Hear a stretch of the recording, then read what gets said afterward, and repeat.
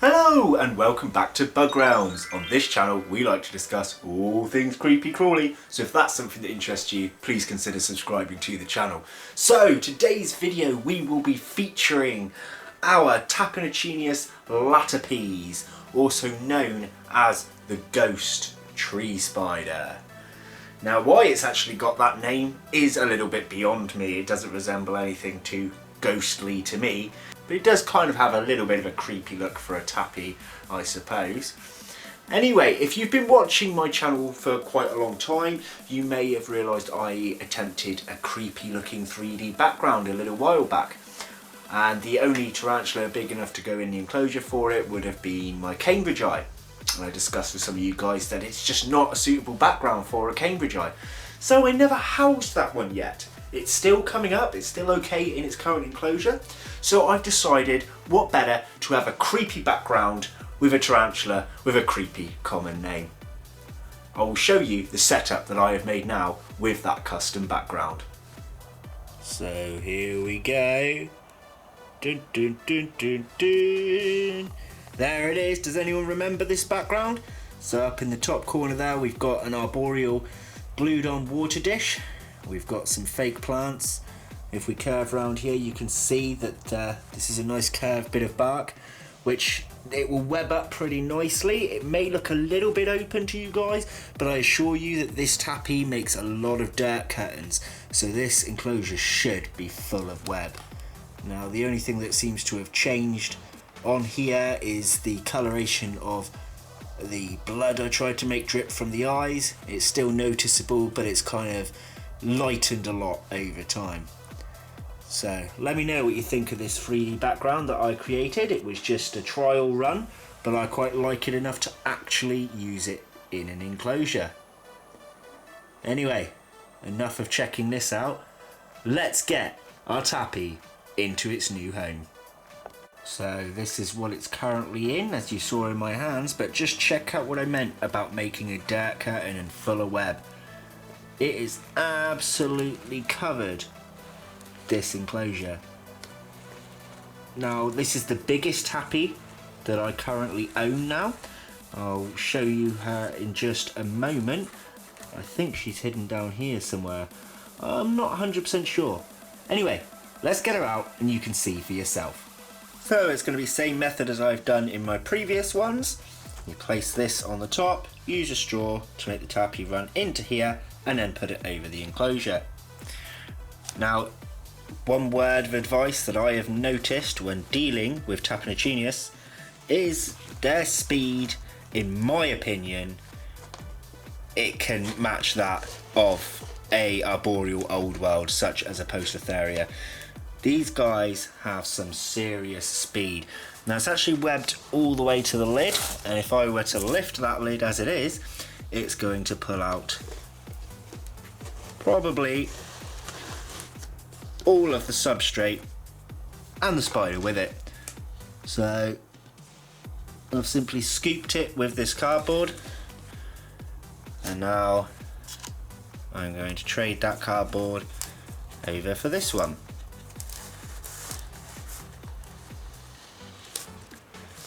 There we have it,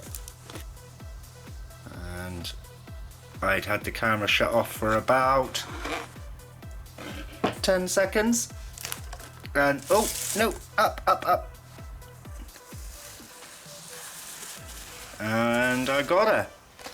I'm sorry that you had to miss that, shutting off that camera at the wrong time, but you can see the size of her compared to my other tappies.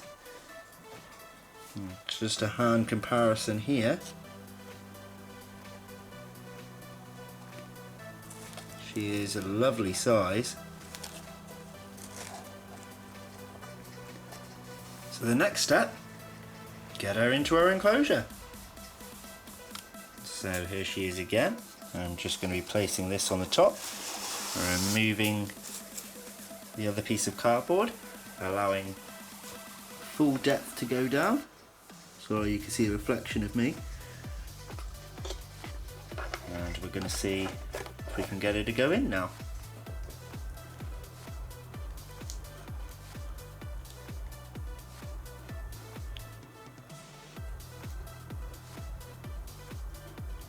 she's very slowly moving down. She hasn't really shown huge amounts of tappy speed, but I can assure you they do have them. Oh, and she's dropped. But she is in. So ladies and gentlemen, here she is in her new enclosure. You can see the sheer size of her for a Tapinauchenius.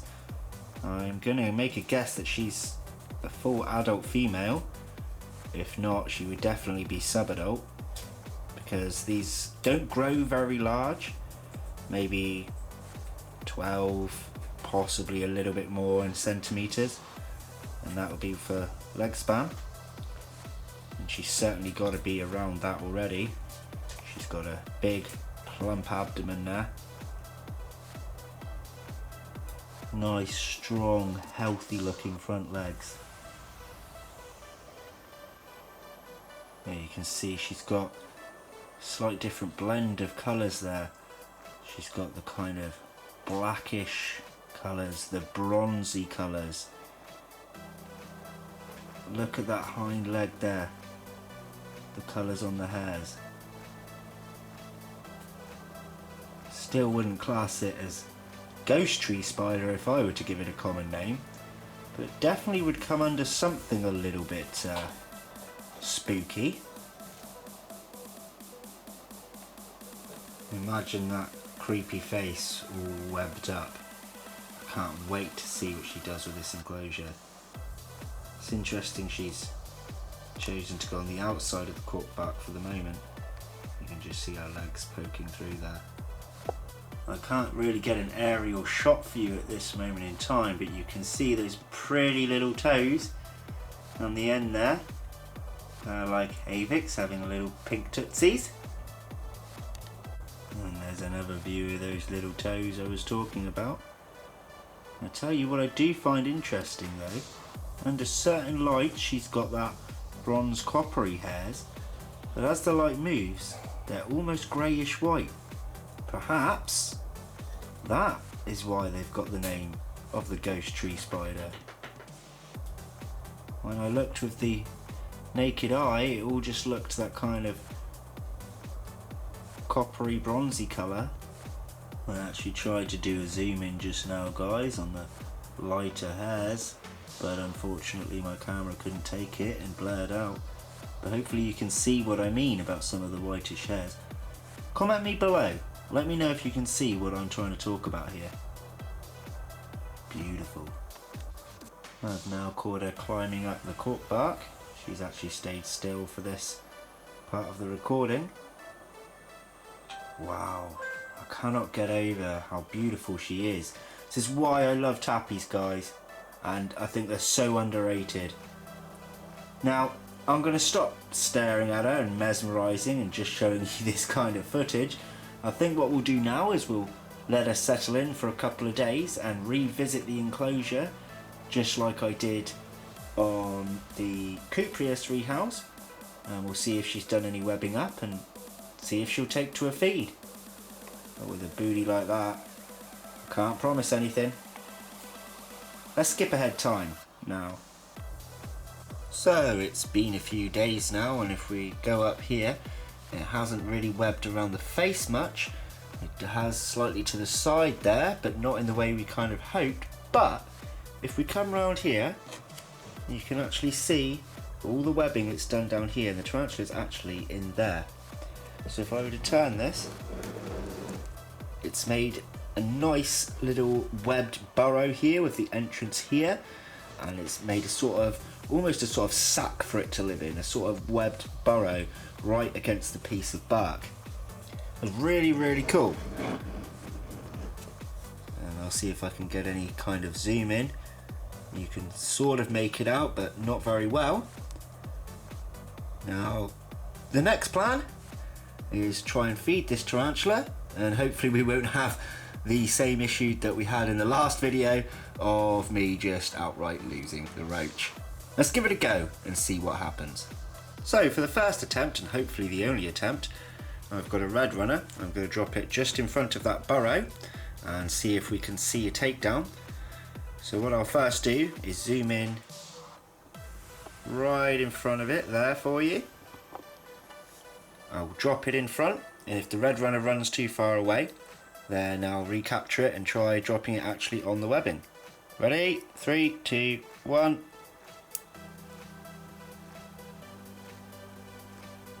Fail. Oh.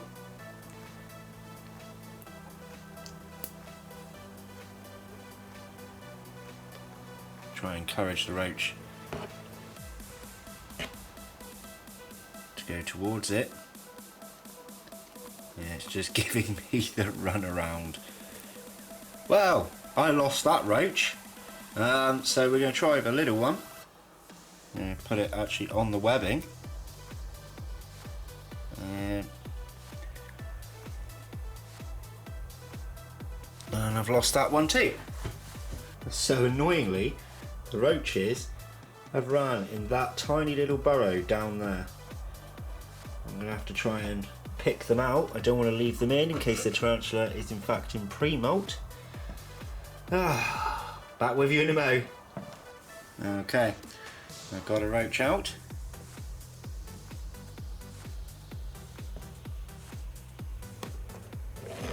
It's now stuck on the webbing.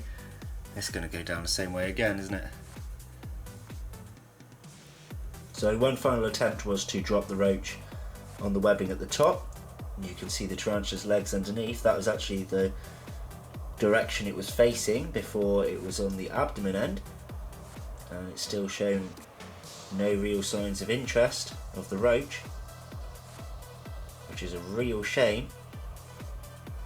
Well guys, I'm afraid the fail police have struck again. I have noticed, however, that from all entrances to this web burrow, it has actually sealed completely. I thought previously there was a small hole there or at the top, but I've actually had a really good close inspection and there's webbing around all of it. So this tarantula wants to be left alone. Whether it's going into a stage of pre-molt, which is quite possible, or for another reason that's beyond me. Whatever the reason, it clearly wants to be left alone. So I'm going to make sure I remove the original roach, which is still hidden from me. The smaller one is just put back in a feeding tub. The big one, I can't find it right now, I'm going to be honest with you, so I'm going to have another rummage and see where it's hidden itself and take it out. So I'm going to be leaving you now with this sort of almost silhouette of the tarantula inside of its silken burrow. And yeah, I do apologise that it's now been 2 fail feeds in a row, but what can you do? Tarantula will eat when it wants to eat. So thanks for watching anyway guys. I hope you liked the actual rehousing part of it and seeing this tarantula in all of its glory walking around the enclosure. It's got some stunning colours. Now I do have a Patreon page if you wish to support my channel any further. I also have a merchandising page, both links are in my description below. However, just having you guys as viewers is what's important to me. Thanks for watching guys, I'll see you in the next one. Take care, bye bye.